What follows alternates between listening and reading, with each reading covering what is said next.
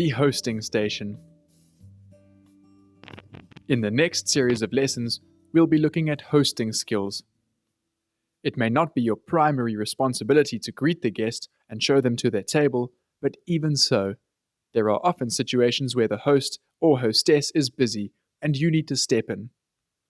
In this lesson, we'll be looking at the equipment that needs to be at the hosting station: a telephone, 2 pens, booking forms, menus, a tray, a lighter, 3 day sheets, and useful telephone numbers. Let's start with the telephone.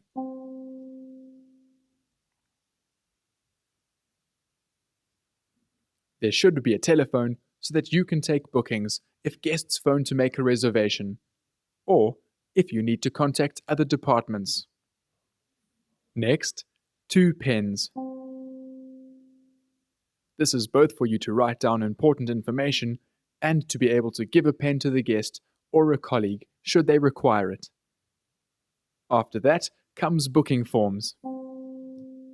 If your establishment uses paper booking forms, ensure that there are enough printed out at the hosting station.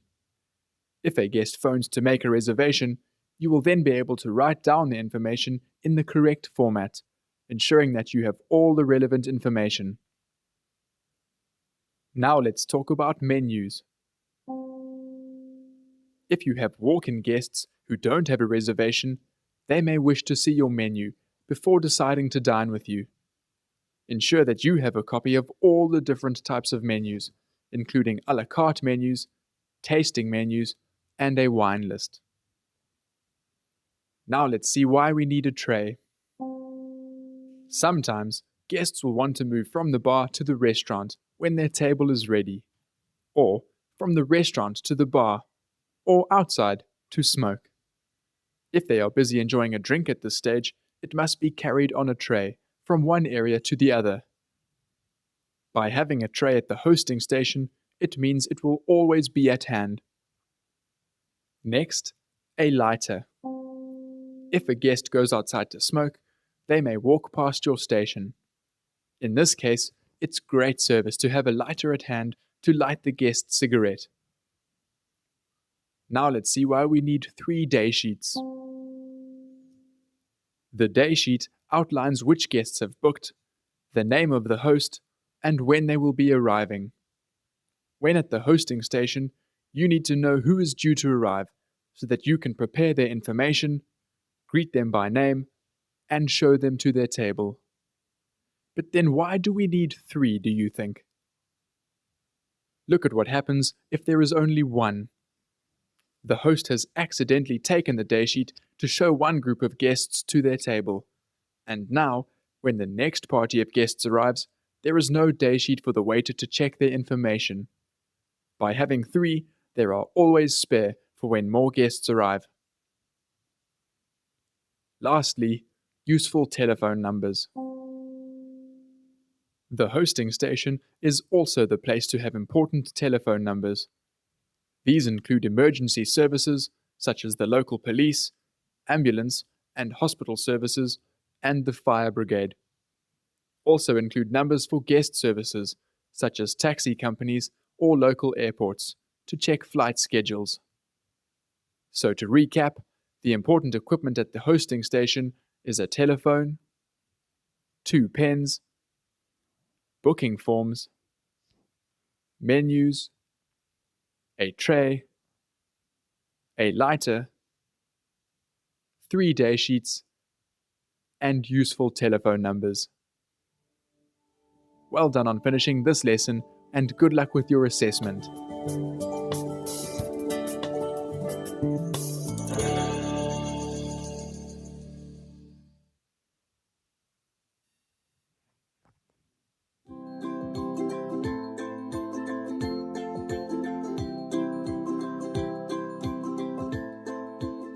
Taking a detailed reservation. As a service team, there are many roles and responsibilities that we have to fulfill. Often, you are also required to interact with guests while they are looking to set up a time to dine at your establishment. And this is when you need to know how to take a detailed reservation or booking. This will provide you with all the information you need to make the guest's experience well planned and exceptional. In this lesson, we'll be looking at the steps for taking a reservation. Step 1. Answer the phone. Step 2. Get the correct information. Step 3. Confirm this information. And Step 4. Bid the guest farewell. Firstly, Step 1. Answer the phone. When the phone rings, be sure to answer it within 3 rings or 10 seconds.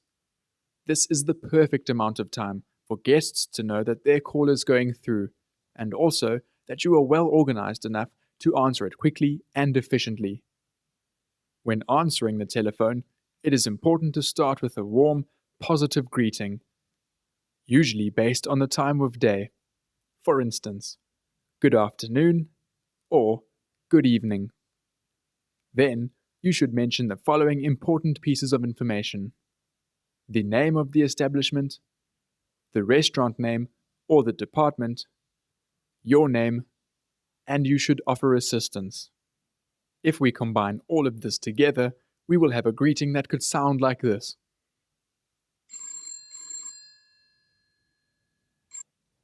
Welcome to Feast Restaurant. This is Kate. How can I help you? This way, the guest will know that they have reached the right number. They know your name, and they know that you are friendly and willing to assist them. Remember to say the greeting slowly and clearly when answering the telephone. Don't just ramble it off by saying, Welcome to Feast Restaurant. This is Kate speaking. How can I help you today? Once you have warmly greeted the person on the phone, you're ready to get the correct information of the reservation. These details are as follows: the name and surname of the guests. For instance, Absolutely. Can I start by asking for your name and surname, please? Yes, so that's Susie. once a guest gives you their name, thank them and use their name immediately while writing it down. You should say, "Thank you, Susie," or "Thank you, Mrs. Lazarus," depending on the standard at your establishment. This immediately reminds you of their name and makes the guest feel that the interaction is going to be personal and professional. If you are unsure how to spell the guest's name, rather ask them to spell it for you by saying, Susie, do you mind spelling your surname for me? Yes. That's Lazarus, Lazarus. Next, we need to find out the number of guests for the booking. Fantastic. And how many people would that be for, Susie? Just for the 2 of you? Fantastic. After that, ask for the time and date of the booking. Absolutely. What date would you like to join us for dinner? Fantastic. 25th of May. Yes, absolutely. I do have availability. Fantastic. Now I have a table available at either 7 or 7:30 on that evening. What would you prefer? 7 o'clock. Fantastic. Great. Now we can ask about special requests or special occasions. For instance, a birthday or anniversary, and any requests in terms of special beverages or food items, like a bottle of champagne or a celebratory cake. If your dining area has a smoking policy, you may need to ask the guests if they would prefer a smoking or non-smoking table in your dining room. Now, are you celebrating anything special on that evening? Oh, fantastic. The 30th birthday. Wow, so it's your husband's birthday? Oh, fantastic. I'll make a note of that. That's wonderful. And is there anything special you would like us to organize for him? Bottle of champagne on arrival? Are you wanting to bring in a birthday cake? No? Okay. Fantastic. Next, address any dietary requirements, such as allergies, special food preferences, likes or dislikes. And are there any dietary requirements for either of you? Oh, your husband has a severe nut allergy. Of course, I'll make a note of that.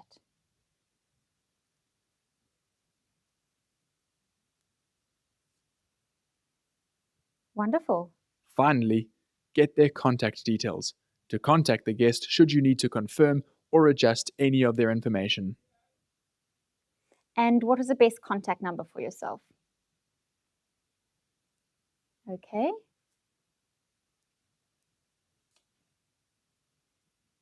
Wonderful. I'll just repeat that back to you. That's 082 448 9837. Fantastic. Once you have all of these details, confirm the booking to make sure you have the correct information, and so that the guest is also confident you have it down correctly. For example, in this case, you would say, Wonderful, Ms. Lazarus. Now, just to confirm, I'll just repeat your booking. I have you booked in for dinner on the 25th of May at 7 o'clock for 2 people. And the contact number is 082 448 9837. And I do have a note that you're celebrating your husband's 30th birthday and that he has a nut allergy. Fantastic. Step 4 comes next. Bid the guest farewell. Now is when we say goodbye to the guest, thank them for their booking, and wish them a good day further. At all times, it is very important that we use the guest's name. For example, we look forward to celebrating your husband's birthday on Thursday, Mrs. Lazarus. Goodbye. In our reservations book, an example of a well-taken booking could be as follows. It would have a name of the person who made the booking, the number of people, the time and date of the reservation, any special requests or occasions, guest dietary requirements, and the guest's contact details. So to recap, the main steps in taking a reservation are Step 1, answer the phone. Step 2, get the correct information. Step 3, confirm this information. And Step 4, bid the guest farewell. Good luck at taking down a detailed, specific reservation.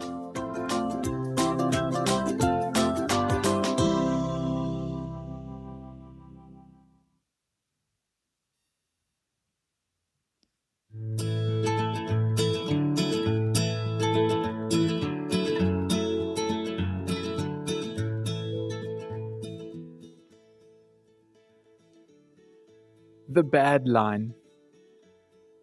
As you know, phone lines can sometimes be unclear and break up. Have a look at the following ways in which Kate handled such a situation. Which do you think is best?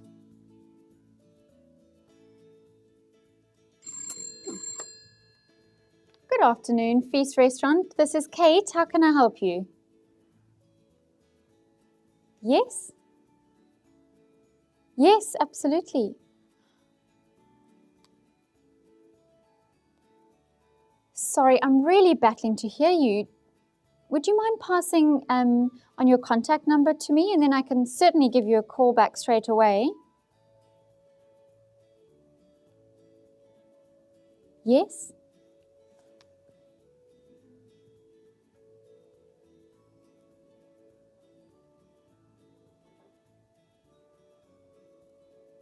Absolutely. Yes, it's still a really bad line, but what I'm going to do, I'm going to call you straight back, and hopefully that will be, the line will be much better from our side. Okay, thank you. I'll speak to you now. Bye.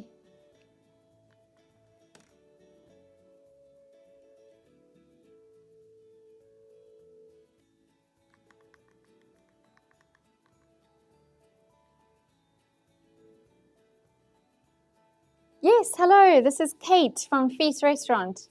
Oh, that's much better. Yes, that line's much better.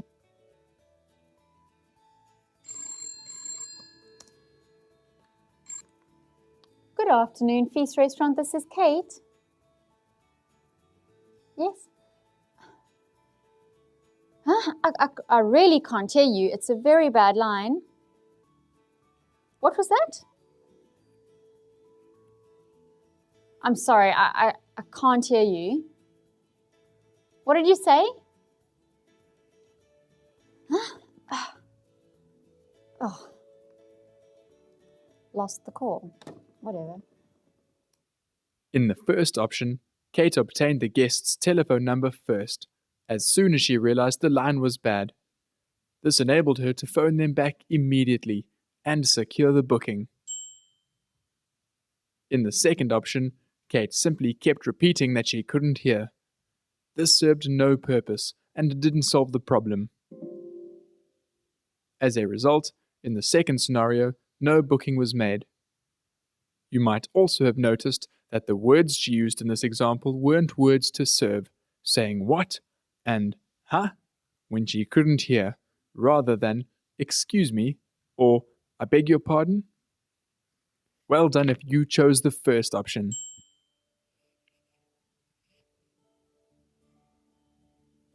The chosen date is not available. Your restaurant might be incredibly popular, and as a result, you may often encounter a situation where you don't have the guest's chosen dates available. Let's take a look at how Kate handled 3 such occasions.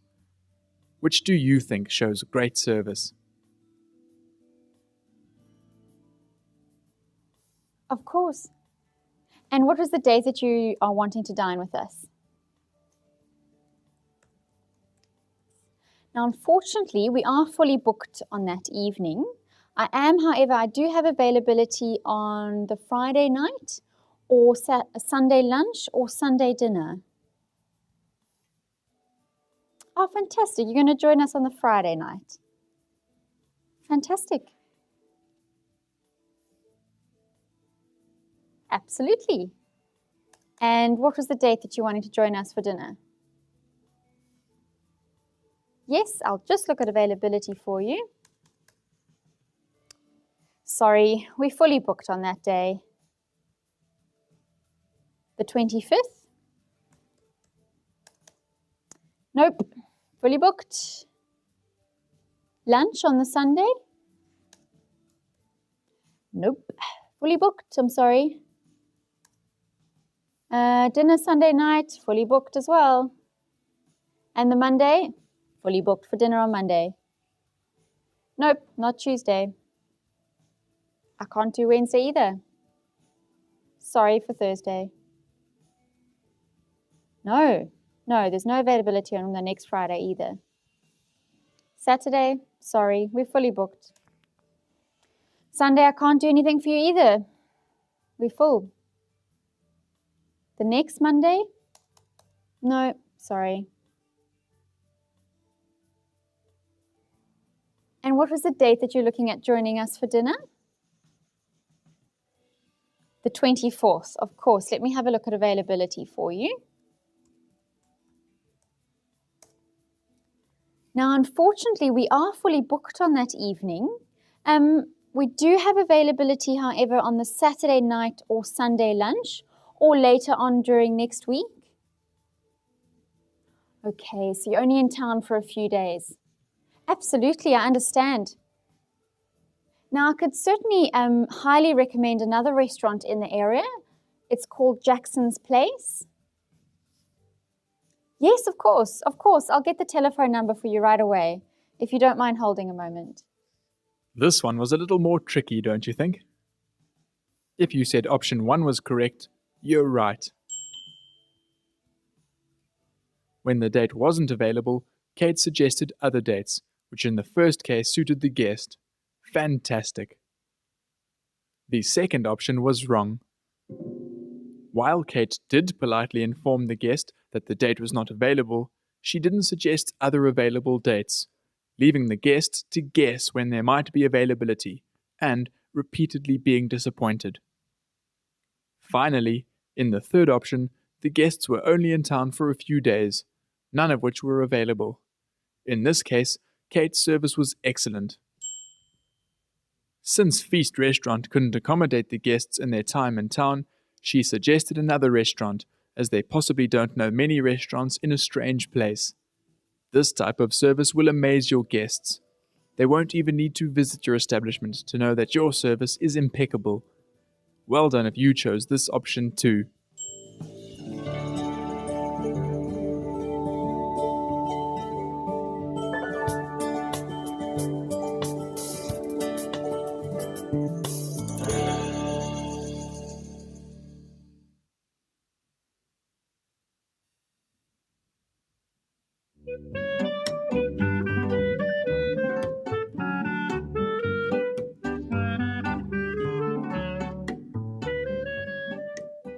Reading the day sheet. Now that you know all the information you need to prepare for the guest and serve them like a professional, let's take a look at how this information is transferred to the day sheet for service. We'll take another look at this information and give some ideas of how to use it when receiving the guest.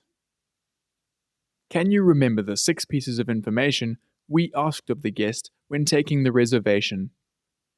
Write down the main headings. They were name and surname, number of guests, time and date, special occasions and special requests, dietary requirements, and contact details. Well done if you remembered all 6. This information is put onto the day sheet for each service. The day sheet at your restaurant may be different, but these points will give you a good idea of how to use this information to make the guest feel special and ensure that they are looked after. Let's start with name and surname. This information must be used to greet the guest by name. Even if you don't know everyone in the party's name, you must still know who to expect at what time and not look surprised when the guest gives their name. Now let's look at the number of guests and time and date together. Obviously, you know which day it is, but the time and number of guests on the day sheet will also serve as clues as to who has arrived at your establishment. For example, you may have 3 tables arriving at 7, but one is a group of 4, one is a table of 6, and one is a couple. By knowing which name is hosting which number of guests, you'll be able to better anticipate which guests walking through your doors belong to which reservation. Next, special requests or special occasions. If the day sheet shows that there are guests celebrating a special occasion, congratulate them on it. Be it a birthday, anniversary, honeymoon, or other special occasion, make sure you make the guests feel extra special. If a guest made a special request, such as delivering a birthday present during service or hiding an engagement ring, double check that preparations have been made. Remember, these are very special moments for the guest, and they chose to share it with you. Ensure that you don't let them down. Now let's look at dietary requirements. When the day sheet indicates that one of your guests doesn't eat a particular ingredient, or they have a special food preference, ensure that everyone involved in the food preparation procedures knows of it, particularly in the case of allergies. If there is one slip-up in communication, it could lead to serious disappointment for the guest, or even illness and death in the case of severe allergies. Finally, contact details. Contact details, such as the guest's telephone number or email address, are valuable in confirming a booking, but also if they happen to be running late and you need to phone them to establish an estimated time of arrival. Because the day sheet contains this type of private information, it is imperative that you do not leave the day sheet lying around where anyone can see it. Keep it safe and private. Good luck using the guest's information fully in order to meet their expectations and make them feel special.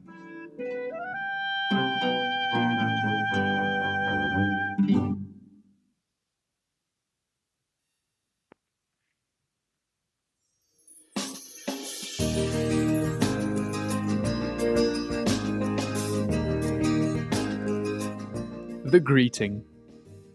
In this lesson, we're going to look at the steps to follow when greeting the guest. Imagine a friend invites you over for dinner on your birthday. You arrive at the door and ring the bell, but your friend doesn't come to open it.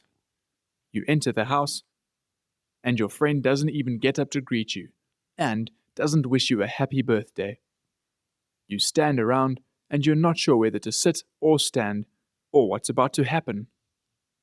What a horrible experience.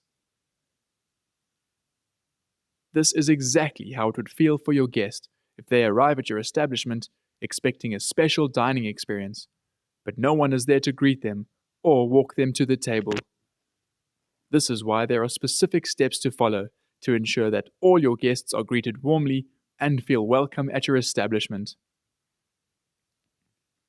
We'll be looking at the following steps for greeting guests. Step 1. Prepare the guest information. Step 2. Double check your appearance. Step 3. Walk towards the guest. Step 4. Greet the guest. Step 5. Offer to take the guest to the bar or their table. And Step 6. Offer to take their coat. Step 1. Prepare the guest information. In order to greet your guest in a personalized way, you need to make sure that you know the relevant guest information. This information would have been discussed in the pre-service meeting and includes their name, so that you can greet the guest by name, their time of arrival, so that you are ready when they arrive, their table number, so that you know where to take them, and any special occasions they may be celebrating, such as a birthday or anniversary, so that you can congratulate the guest. Step 2. Double check your appearance. Once you know all the guest's information, you should double check your appearance from head to toe. Is your uniform perfect? Is your breath fresh and your teeth clean? Hold on, what's wrong here? The waiter's tie isn't straight. That's better. Knowing your appearance is flawless will provide you with amazing confidence and pride to approach the guest. If you're unsure about the finer points of uniform and appearance, watch the lesson on uniform and appearance again. Step 3. Walk towards the guest. Remember that first impressions last, so you must ensure that your first impression is a good one. When the guest arrives, you must walk towards them. This is a very simple step, but a very important one. If you are greeting the guest at the entrance, you should always walk towards the guest to greet them within 30 seconds. Stand tall, ensure that you have open body language, and make eye contact. Make sure to have a big smile on your face, as this lets the guest know you are happy to welcome them. Walking towards them will show the guest that you are proactive and show that you are eager to serve them. If, on the other hand, you wait for the guest to walk towards you, it creates the impression that you are only reactive. You only respond to the guest, and you don't think ahead to serve proactively. Step 4. Greet the guest. You can now greet them using the information you prepared before they arrived. Use the guest's name. Using the guest's name immediately shows that you prepared for their arrival. Welcome the guest to your establishment. For example, Good evening, Mrs. Smith. Mr. Smith, welcome to the Roundhouse Restaurant. Thank you very much. Introduce yourself. For example, My name is Kate.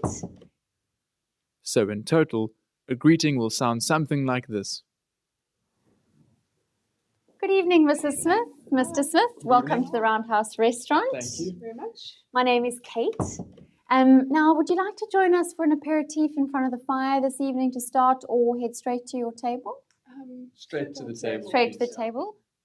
Step 5. Offer to take the guest to the bar or their table. Offer to take the guest to the bar or their table for a pre-meal drink. Guests may want to have an aperitif at the bar or outside before they move to their table. This is a wonderful way to control the flow of service if you are very busy.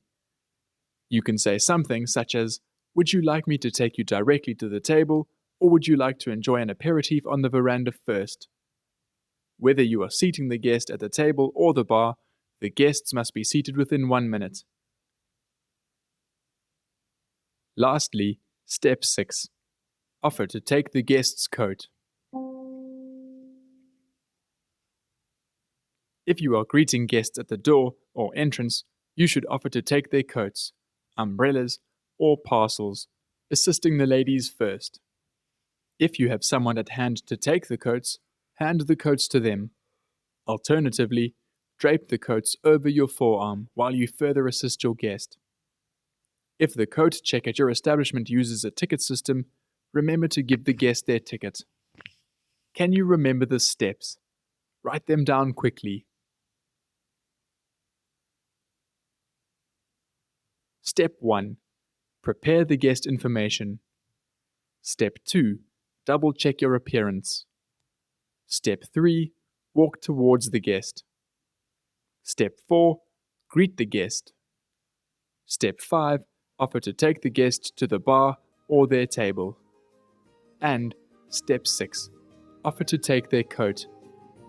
By following these steps, you'll be making every guest that walks through your doors feel welcome and special. Good luck.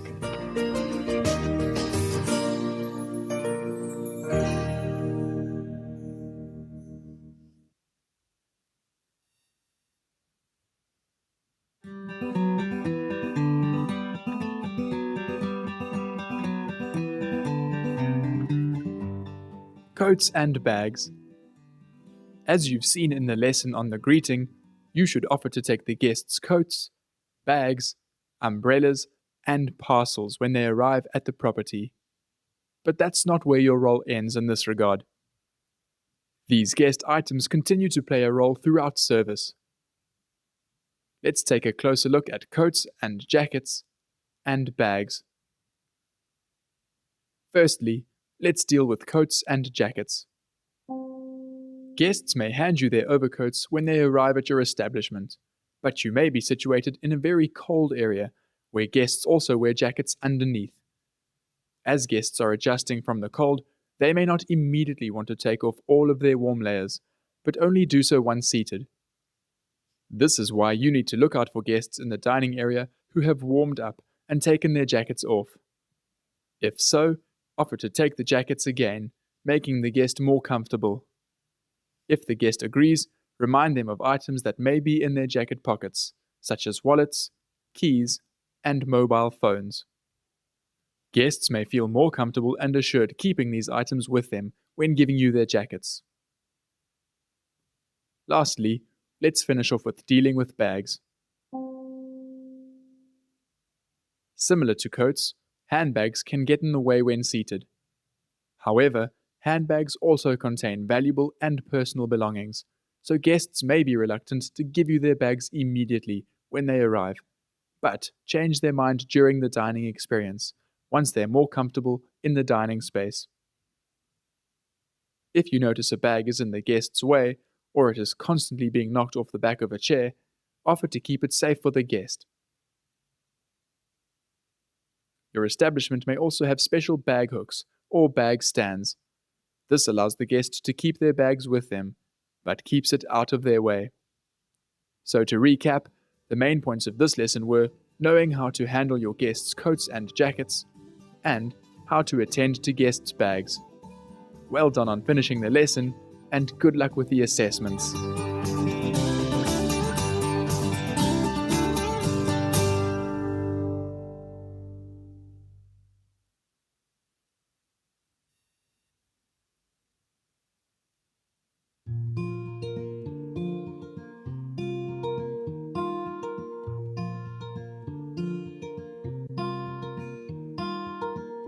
Escorting the guest. Let's take a look at the importance of escorting the guest. During the dining experience, guests might visit the restroom or have a cigarette in the smoking section. If so, make sure that you walk with the guest slightly ahead of them to show them where it is. Don't simply point in the general direction that the guest should go. If it is a little walk to the area, make polite conversation along the way. By walking with them, you are showing them that they are important to you.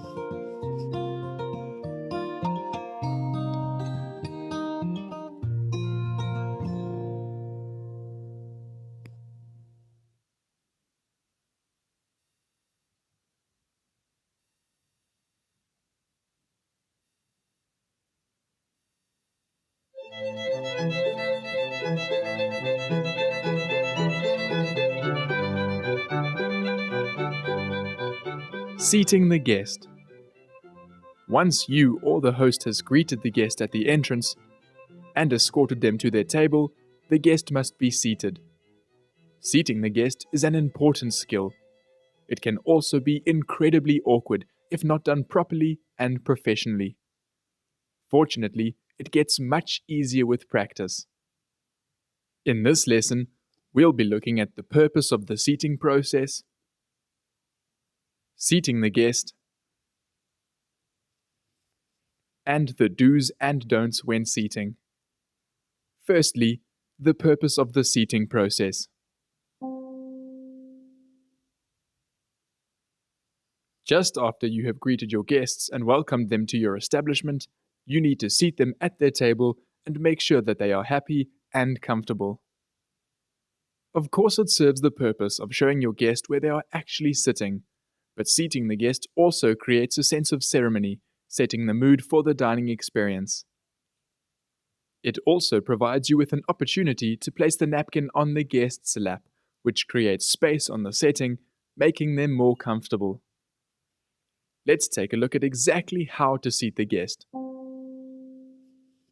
As you approach the table, gesture towards the chair, then move around to the back. To keep the chair stable, put your foot behind the leg of the chair and swivel it out for the guest to be seated. Gently guide the chair back into place. Next, ask the guest's permission to place the napkin.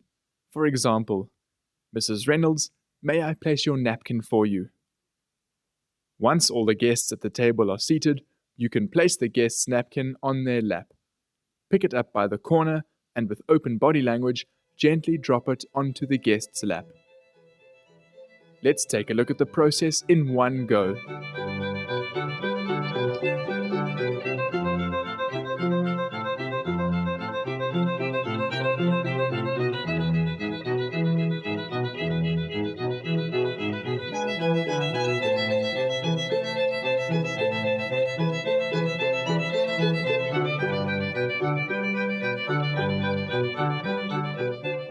Finally, the do's and don'ts when seating.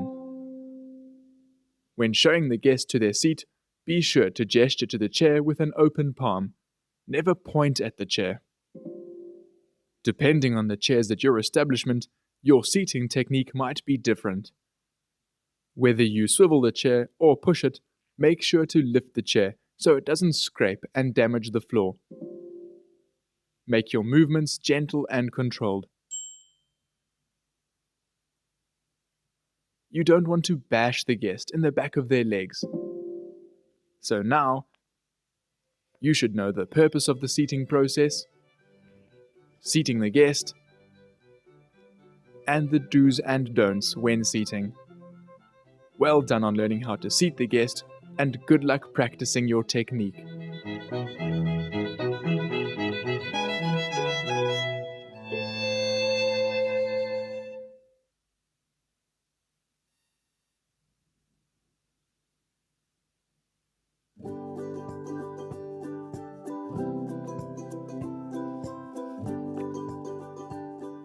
Seating, the finer details. To complete your understanding of seating a guest, we're going to look at some finer details behind seating guests, including the following: seating large groups, reseating a guest, seating ladies first, and the 5 senses when seating. Firstly, seating a large group of guests.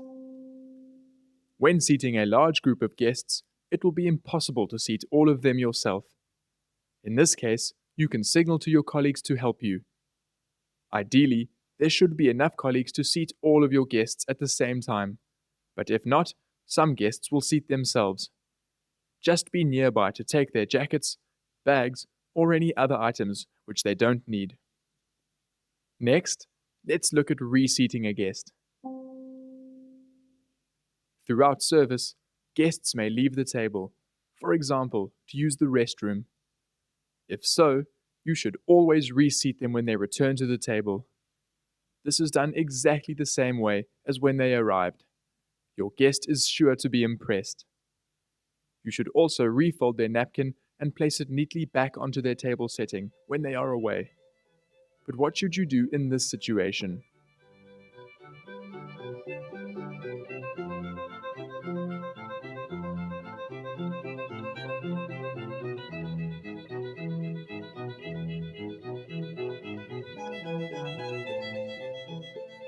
Should you A. Refold the napkin,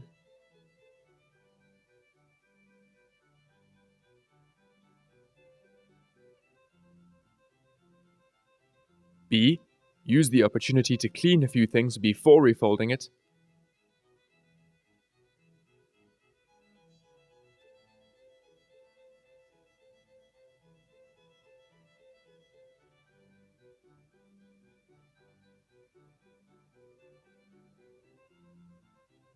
or C.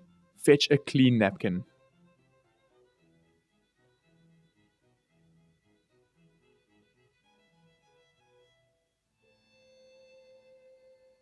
If you chose A, you'd be giving your guest a dirty napkin. Definitely not right. If you chose B, you've made the napkin even dirtier. And you returned it to the guest's setting. So unhygienic. So the correct answer is C. Bring the guest a new, clean napkin. Right. So now you know how you should always reseat a guest if they get up during service and refold their napkin. Let's move on to seating ladies first. It is vital to remember that you must always seat ladies first. If you are unable to seat all the guests at the same time, always give priority to the ladies and seat them first. This simply shows great manners. Lastly, the 5 senses when seating. Think of the 5 senses when seating the guest, what the guests will be looking at from their seat, the textures that they will be feeling, the sounds that they will be hearing. Start to take notice of things like the view and the table spacing, all the details that make guests feel special and comfortable at the table.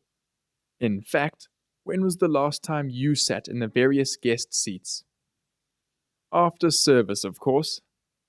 Have a seat and take note of what the guests in that seat will be experiencing. The sights, the sounds, the smells, the temperature, the breeze. When you start doing this, you will notice that each table has a particular seat that is the best seat at the table. Once you know which is the best seat, this is the seat which you should give to a lady or to the guest celebrating a special day, like a birthday. This is impeccable manners and real professional attention to detail. So the 4 points to remember when seating guests are seating a large group of guests, reseating a guest, ladies first, and the 5 senses and seating. What happens next? We mentioned earlier in the lesson that when a guest gets up from the table, you should reseat them when they return. But what about what happens in between? To provide the guest with great service, you need to constantly ask yourself what's about to happen.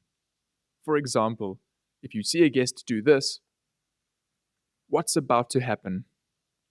They're about to get up. Why do you think a guest gets up in the middle of their dining experience?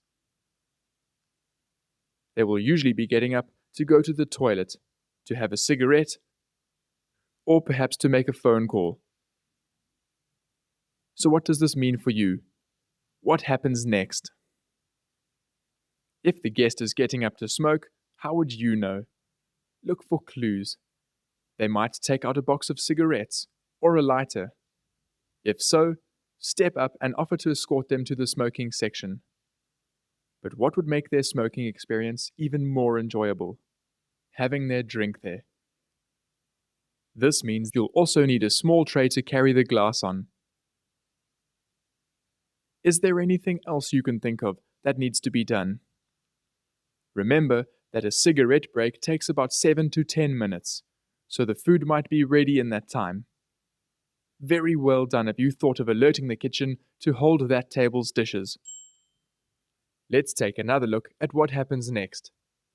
The guest might also be getting up to go to the restroom. What should you do then? You must escort the guest to the restroom. If you know that the guest's meal is due, you can also alert the kitchen to hold the meals for that table. Well done if you were able to answer what happens next. Now apply the same attitude to all areas of service to really wow your guests, having everything ready before they need to ask.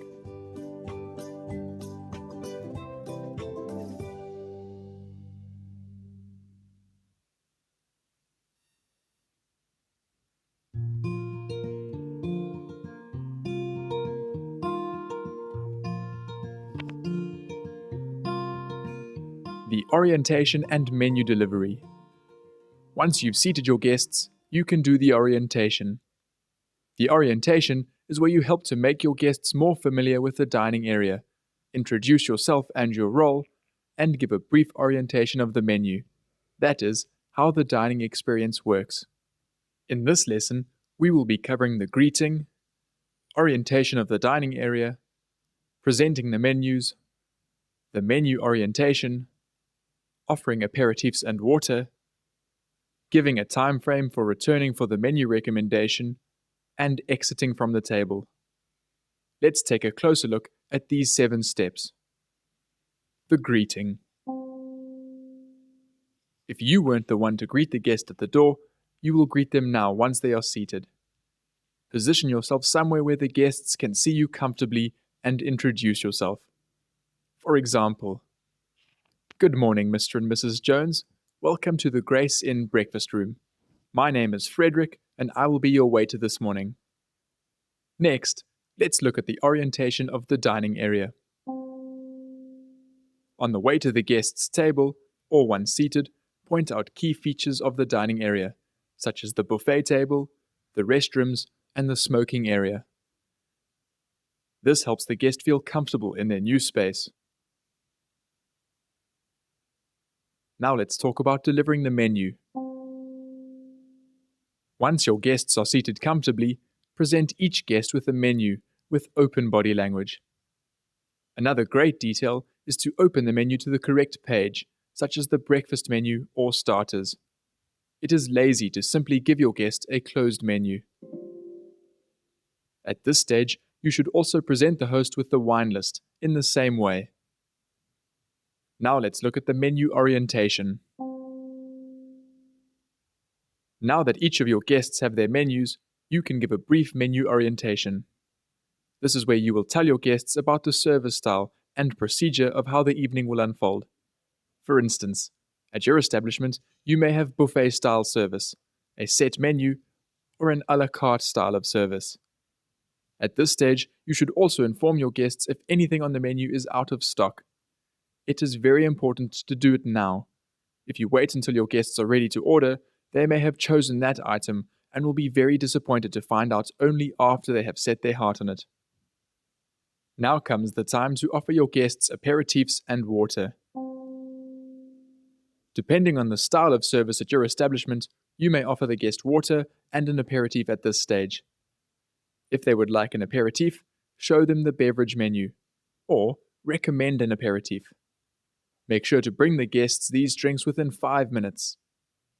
From the time you seat the guest until the time you offer an aperitif should take no longer than 2 minutes. Once you have taken their drinks and water order, inform the guests that you will return within a certain time to give your menu recommendation. This will give them an idea of when you will return and will also let them know that they can start to look at the menu to make their selection. Then it is up to you to return in the given time and make your recommendation. Lastly, exiting from the table. There will be many occasions on which you will leave or exit the table. The reason it is highlighted here is because your body language when leaving the table is important. Don't just turn your back on your guests and leave. Rather take a step back, then turn. To ensure you don't fall over your feet, step back with the foot that is opposite to the direction you will be going, like this. So to summarize, the orientation steps are as follows: the greeting, the orientation of the dining area, presenting the menus, the menu orientation, offering an aperitif and still or sparkling water, giving a time for which you will return to give the menu recommendation, and exiting from the table. Well done.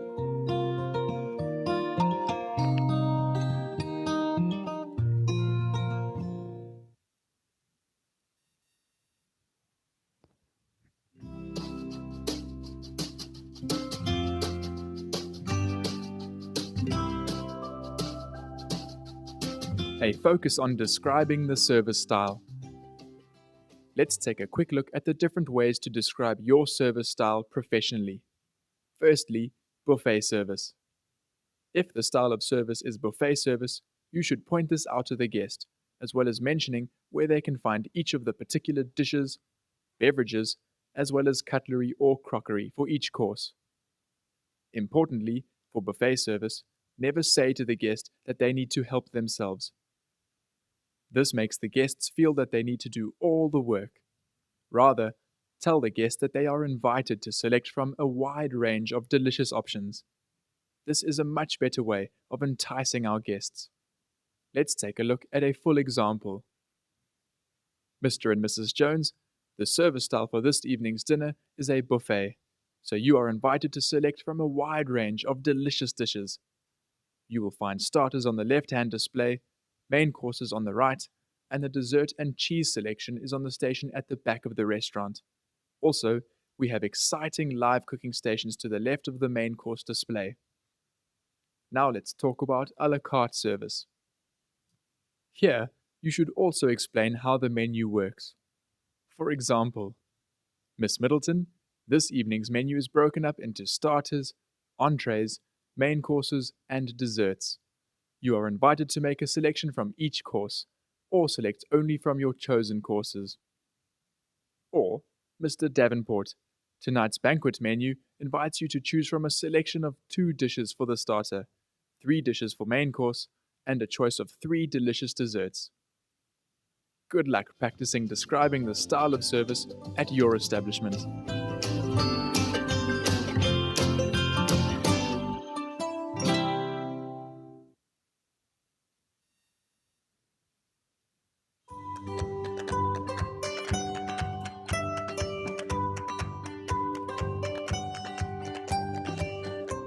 The farewell. After all the hard work and excellent service you have delivered to your guests, there is one last thing that you can do to leave the guests with the most wonderful memory of your establishment: the farewell. Just as you warmly welcomed guests when they arrived at your establishment, so you need to bid them farewell and thank them for visiting your establishment. There are 7 steps to greeting your guests properly and professionally at the farewell. Number 1, prepare the coats and jackets. Number 2, inform the porter. Number 3, help the guest from their seat. Number 4, help them with their coats. Number 5, open the door. Number 6, bid the guest farewell. And number 7, hand over to the porter. We generally know that guests are ready to leave when they have just enjoyed their dessert, coffee, or digestif, and after offering them something further from our menu, they have said no thanks. This generally shows that they have come to the end of the dining experience and are ready to go. Once the guest has asked for the bill, you should go back of house and bring it to your guests.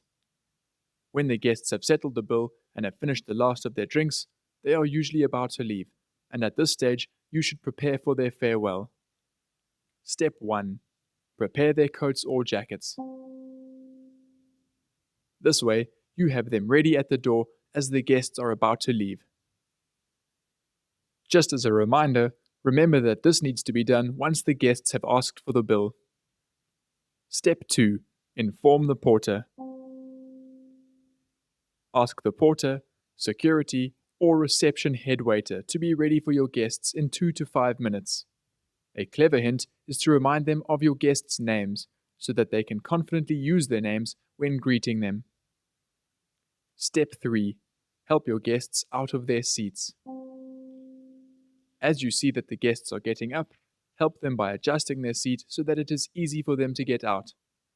If there are too many guests for you to help everyone, make sure you help the ladies first, or signal to your colleagues to come help you.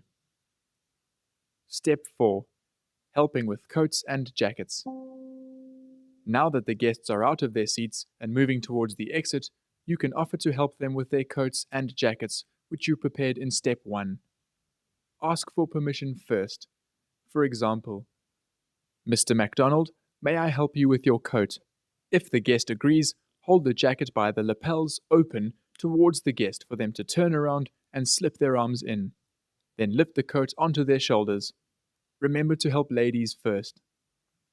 Step 5. Open the door for the guest. If the door at your establishment is closed, be sure to open the door and step outside, making room for the guest to move through. Step 6. Bid the guest farewell. Bid the guest farewell by saying something such as, "Mr. and Mrs. Jones, thank you so much for joining us. Have a wonderful evening further." And lastly, Step 7. Hand over to the porter. If your guests are leaving your establishment, make sure that you hand your guests over to the porter or the security guard, who will take them back to their room or take them to their car. If you do not have porters or security guards, it is a wonderful touch to walk them to their car yourself. Once you have done these simple steps, you may go back into the dining area, neaten your guests' tables, and continue to serve brilliantly until the last guest has left. Remember that just because you are not looking at your guests doesn't mean they are not looking at you, so remember to conduct yourself professionally, even after you have said your goodbyes. Make sure that the last impression that you leave them with is as good as the first impression that you worked so hard to perfect. Remember, first impressions last, but last impressions form the first memories.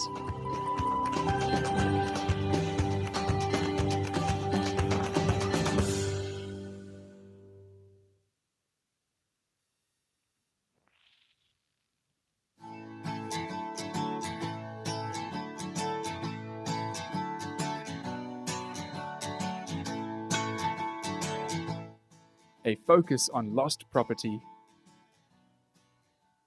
Guests may sometimes forget items at your establishment.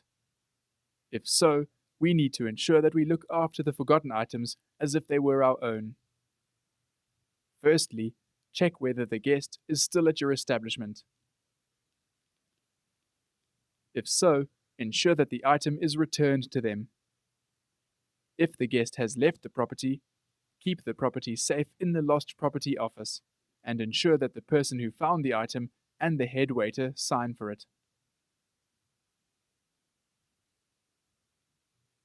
Don't steal it. Your establishment will have its own procedure for dealing with unclaimed lost property after a given time. Good luck dealing with lost property professionally.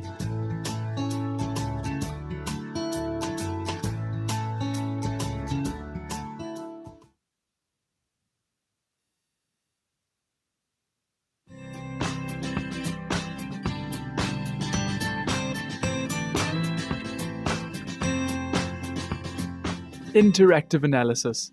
Good host, bad host. Let's take a look at an example of good hosting and bad hosting. This is Gina. She's a hostess at a fine dining restaurant, but this is her first day. To be honest, she isn't very good. Not at all.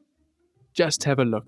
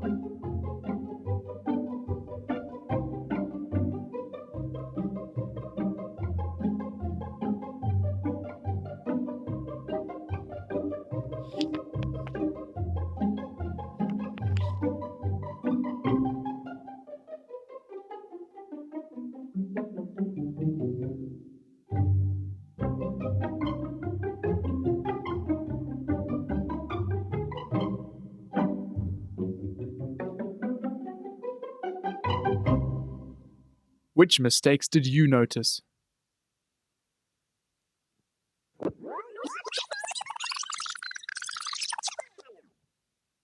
Gina took way too long to answer the phone. When finally taking the booking, she wrote the information on a piece of scrap paper, which she then lost. It's no surprise then that when the guests arrived, she was busy texting. Unacceptable. She also didn't walk towards the guest, which, as you know, she should have done. Because Gina didn't take the booking down correctly, she had no record of it when the guests arrived, making them feel very unwelcome. Gina also didn't offer to take the guests' coats and bags. She didn't smile once during her interaction with the guests. Those guests might never return again. 1 month on, Gina is still a hostess, and fortunately, she's gotten her act together. Look at her now. She's taking bookings professionally, and she's prepared when guests arrive. Just look at how warmly she's greeting guests, taking their coats and seating them. Good job, Gina. Whenever you're greeting guests, make sure that you never make the same mistakes as Gina did. Good luck making your guests feel welcome and hosting them professionally.